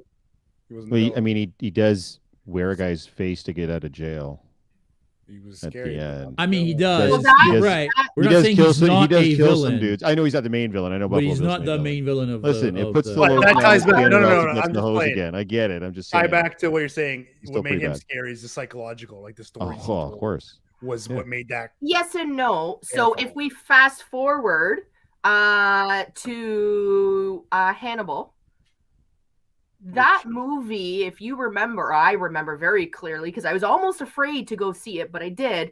There were news reports when that movie came out that people were passing out in the movie theaters. There were movie theaters that had paramedics on standby because people were throwing up at the whole Ray Liotta scene with eating his brains. People were passing out. So when we're talking about horror and gore, we don't need a high kill count. We don't need some superhuman powers. That shit grossed masses out to the point where people were puking. So when we talk about the effect and the horror, I was afraid to go see that movie because I thought, am I going to puke in front of like 300 people in this theater? And so to me, hands down, even though parodied and copied and everything else, like guys getting wheeled out on fridge carts with the fucking mask over their face and shit, like constantly all the time. So nobody can drink a Chianti without making that phrase. Without some fava beans and a nice Chianti. By the way, ad-libbed. That sound he made with his mouth was ad-libbed in that moment. Was it really? Yes. And the director was like, fucking Jonathan Demme was like, perfect. Yeah, dude, I don't know. Unfortunately, it's one of those things where, but they're all like that too. I don't know where you put him on the list. That's really interesting. Where did you have him, Jen? He was my number 10. But for me, Jigsaw, Exorcist, and Hannibal Lecter, those 3 I could spin and make arguments to make them float around. I'm not convinced Exorcist belongs. I'm not gonna lie. No real deaths. It was a movie about a demon possession of a little girl. It's essentially what it ends up being, and then the priests have to come in and perform an exorcism. I know it had horror elements, but I don't know that I would classify that necessarily as a horror villain just for possessing this little girl, and eventually he has to let her go because the priest exorcised the demon or whatever, right? So for me, it was more the effect again of its time. I mean, it was the first possession movie that even could be made at the time. There were no possession movies before it. As soon it comes back to your argument about thriller versus horror. I would consider The Exorcist a thriller more so than a straight up horror film. Okay. You know what I mean? There's no blood, there's no gore, there's no guts, there's no killing, there's no none of that. It's literally a little girl that's possessed by a demon. And the shit they have to go through to get that. Yeah. So I'm okay with that falling off. But Lecter's interesting, man. Where would you guys put Lecter on the list? So Lecter, I mean, we're talking about 5 films, 2 TV series, multiple books. And just the iconography of the look and the lines and the, it basically made Anthony Hopkins a star, and won him an Oscar. When the film wins an Oscar, like Crazy Town. Like where do you? Like a horror film. Who walks into, as an actor, who walks into agreeing to a horror film thinking I might get an Oscar from this? Nobody thinks that. Like, that's incredible. It's a great villain, but if you go by that route, you'd also be getting into Blair Witch and other general horror movies that don't have an iconic villain. Yeah, we actually talked about that like last week when we were trying to figure out what we were going to do for this, because then you're talking about like Poltergeist and Amityville Horror and stuff where there's not an actual face to put the horror on type of thing. But hot take from Smokey Jam. Jamie's saying Hannibal should be number 5. I think that's very, very high. I think it's way too high personally. She's right. He's not even on my list, but I would put him closer to like a 7 more than a 5, maybe even an 8. I don't think I put him at 5. I'd put him above Pinhead. Yeah, that's what I'm saying. You've already heard me say many times I put 9, 10 in. I might even put him ahead of Ghostface. So 7? I suppose based on the accolades of that movie, probably. Which version of Lecter? We're not picking versions. It's the character across. Yeah. So could you make an argument? Could you make an argument for 6? Does anybody think an argument can be made for 6? I don't think so. Okay. I mean, I'm sure there could be an argument made for 6, but for me, no. For me, okay, that's 3 no's, so that's good for me. It's more iconic for me than Hannibal Lecter. Okay, so can we say 7 then? Yeah, because I think Pennywise is more of that shock fear, and Hannibal Lecter is more of that shock gross. I don't really fear Hannibal Lecter, but I mean, it's messed up and I'm grossed out. That's fair. So 7. Yeah, okay. So 7 it is. All right. Not bad. Not bad, kids. That rounds out. I have some others, but I don't think they're going to make it. They were just no, same.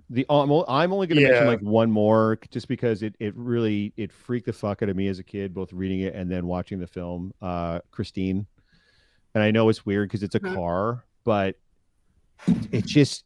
Oh, by the way, sorry, there was 2 that I want to mention. Christine and Jaws was the other one that was on mine. 2 things that were sort of like not human or even alien characters, but like one's a car and one's a fucking fish. Well, I don't know if sharks are fish. I can remember. I know dolphins are friends. Yeah.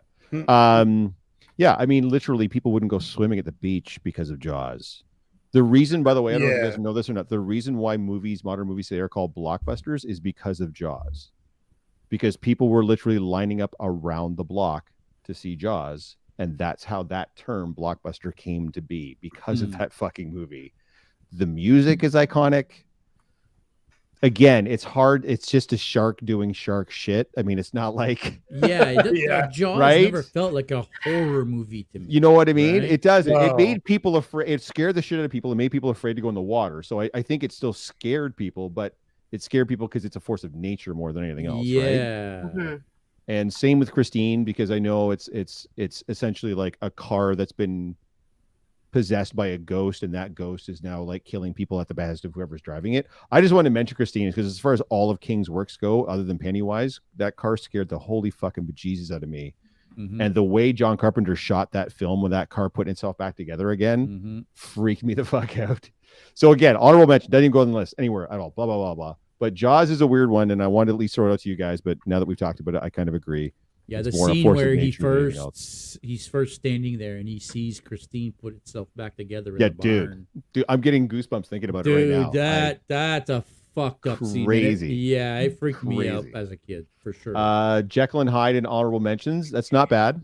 That's not bad. Eric is saying Jekyll and Dr. Jekyll and Mr. Hyde. Yeah, well, Hyde for sure. Yeah. Jekyll not so much. Yeah. Mm-hmm. I mean, it's an allegory, obviously, for just ego and id. Like, I get that as far as that goes, but it's a very good allegory. And again, same thing. It's been copied ad infinitum for a million times across all media. I feel all like that King and no Shining. Who's the villain of Shining? Like you could say Jack Torrance, but he's just a man that was led down the wrong path, kind of thing. Yeah, he just loses his mind, right? Yeah. Like he's almost tortured to a point where he just goes crazy. So I don't know.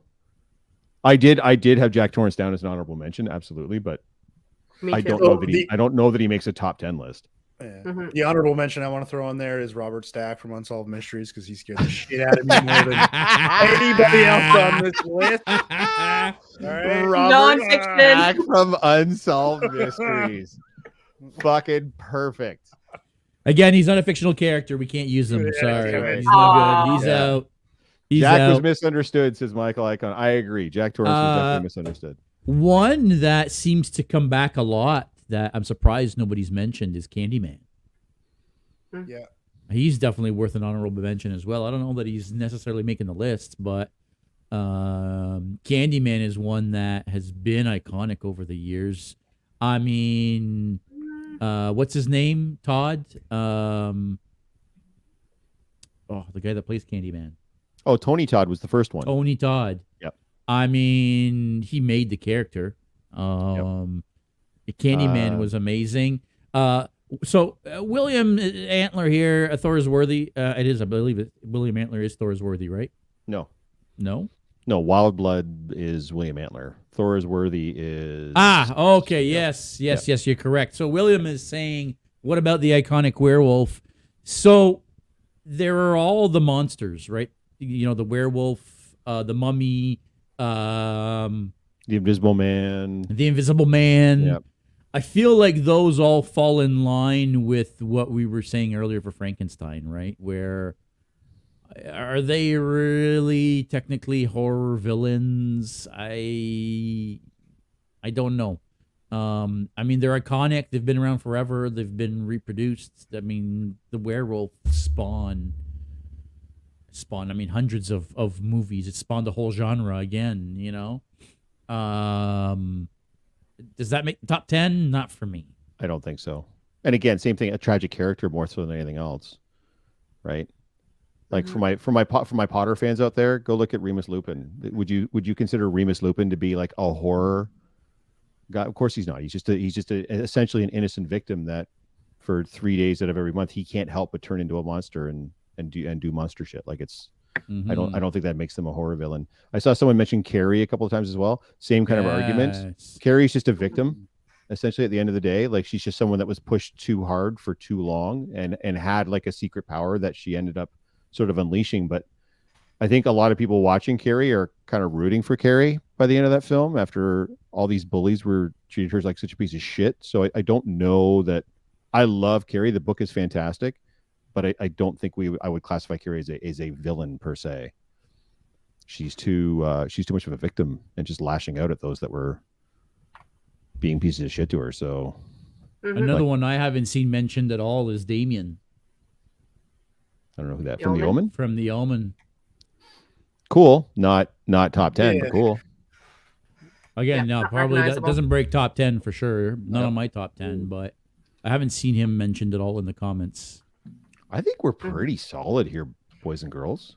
I think so. I don't know that anybody else is going to crack that.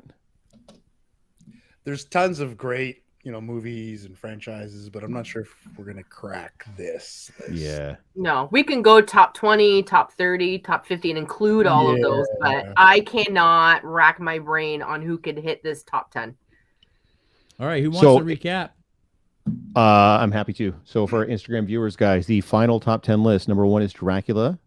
So you can tell Jen was on the podcast this week. Number 2 is Jason Voorhees. Number 3 is Michael Myers. Number 4 is Freddy Krueger. Number 5 is the Alien or the Xenomorphs. Number 6 is Pennywise the Clown. Number 7 is Hannibal Lecter. Number 8 is Ghostface. Number 9 is Pinhead from Hellraiser. And number 10 is Leatherface. Having bumped off the list was Norman Bates, Jigsaw, and Chucky. And a bunch more that we decided. And a whole bunch of honorable mentions that we all just weren't going to make it. Yeah, exactly. But these were all worthy of a top 10 list and worthy of discussion based on their cultural impact, their longevity, how much they live rent free in our heads. All of those picks had to be discussed and talked about. So, and maybe your list looks different. And feel free to put it in the YouTube comments what your list is, or what you think we got wrong, or take us to task on something, or give us your support and say, bang up job, guys. Like, don't be afraid. Hitting the like button's great, but throw a comment down there too and let us know I do support this list. Most of these are my friends. Look at that. Michael Icon was supporting the list. Look at that. I think we did it, Rob. I think we fixed the top 10. Right, we fixed it. Fuck, here we fucking Top 10. go. Jesus Christ, KS. Are you and I ever going to live down that top 10 villains that we did? No. Good, because it's still my favorite because it made everybody mad. Fucking Wicked Witch of the West. Holy crap. Rob literally putting his shoes on as soon as his dead and so stomping angry. over to your house all mad. Totally. Like Not 9 15 minutes. minutes later, he was knocking on my door. Hilarious. It's that native guy. Come on, buddy. I get Please in there put forth and Billy. already, Billy like, who? Are you talking about Billy from Stranger Things? Is that? Hi, thank you. Hit it. Thanks, Beer Brothers. I'm just. I think it's that native guy on Instagram has been stumping for something. He said, "All right, come on, buddy. Please put forth Billy." I don't know who Billy is. I'm trying to go back in the comments here to see if Billy's not making it for this list. Maybe next year. No. Yeah. The Wicked Witch of the West was my Hashtag suggestion. justice Yeah, for Michael Billy. Icon, the Wicked Witch of the West. I was going to bring her up, but someone was going to throw a fit. Oh, Billy boy. from Black Christmas, the Canadian slasher movie. I will admit I don't even know what that is. Neither do I. I've not seen it. I'm sorry, man. I never seen it. I do not know what that is. No. Are we going to start doing like Tusk as well? Like, yeah, dude, no Black Christmas. No, we get it. Sorry, Ira.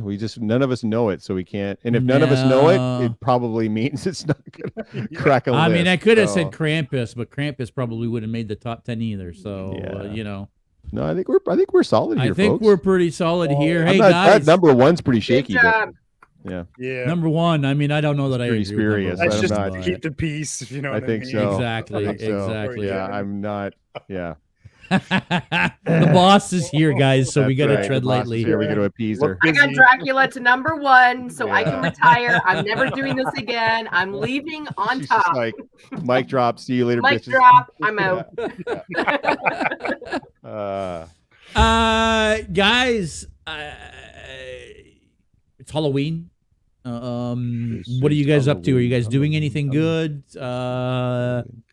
Jeff, how about you let us know what you're doing for this Halloween weekend? On Saturday, here in London, Ontario, I will be at the Pizza Hut in South London near White Oaks Mall on Wellington Road. We will be out supporting Crime Stoppers. London Police and Fire, along with OPP and Auxiliary, will all be out in support of that cause.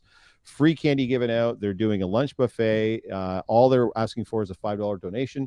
And there'll be fire trucks there. There'll be police cars there, the whole 9 yards. That is on Saturday the 29th. On Sunday the 30th, London Comic Con will be doing their candy crawl in downtown London once again this year. Oh, very cool. A couple years ago we did it, and we literally halted traffic in downtown London to the point where the cops showed up and told us that we actually had to wrap it up because buses could not get through downtown London. So we're doing the same thing again this year. I believe that event, I think the 29th is going from 11 to 2, and I think that one's going from 12 to 3. So if you are going to be in the London area for either of those 2 days, either come down to Pizza Hut on the Saturday or come downtown to the Candy Crawl on Sunday. It's going to be centered at Budweiser Gardens. Lots of cool costumes, lots of cool cosplayers, handing us some candy. It's going to be fun as frig. That's all I got. What about you guys? Jen, have you heard back for the Sunday? Not yet. No. So, Sunday we're going to be getting into a Predators, and we're going to be harassing the citizens of Curtis. To tradition every year, Halloween weekend is Predator weekend downtown Curtis, Oshawa. So where we end up is still yet to be determined, but we will be out in our costumes on the Sunday. Awesome. Monday night for Halloween itself, I don't know, man. We're still behind the 8 ball. We haven't even prepared anything, so we might just end up just dressing up as Michael Myers and Jason Voorhees again, or who knows? Like it'll be. I can go as Dracula. Wouldn't you be like Mina Harker? So original with some fans. I mean, sure. I'll be number 1. Sure. So you would make a good Mina Harker. You would definitely make a good Mina Harker. I just watched The League of Extraordinary Gentlemen, and you would make a very good Mina Harker. That's for sure. Oh, there we go. Anyways. I've got the lamest Halloween this year. On Monday, I'm going to a work conference, and so I'm out of town. That's right. But I'm packing a couple costumes, and I'm just going to, harass the hotel I'm staying at and see what I can get up to. That's a great idea. Yeah. Make some Make some TikToks. TikToks. Oh my god. There's the hospitality suite that I might partake in. Do a little bit of sharing there. Yeah. Awesome. Yeah. Well, I guess that's it. I think that's it. All right. Hey, everybody. I mean, people are starting to log off. So, I mean, I think it is it. But, hey, to everybody who sticked with us till the end, guys, thank you so much. We love having you guys around for these podcasts. We love the interaction. Again, if you're not watching us on YouTube, go check it out. Leave us a like. Make sure you subscribe to the channel. If you want, or you're just coming in now, like Olympic City Superman, who's just now joining as we're logging off, hey, you can check out the podcast as of tomorrow on your favorite podcast platform or right here on YouTube. So, guys, I think that's going to be it. Make sure you stay geeky. Happy Halloween, everybody. We'll see you next time. Happy Halloween. And for all of our cool folks that stuck with us on Instagram,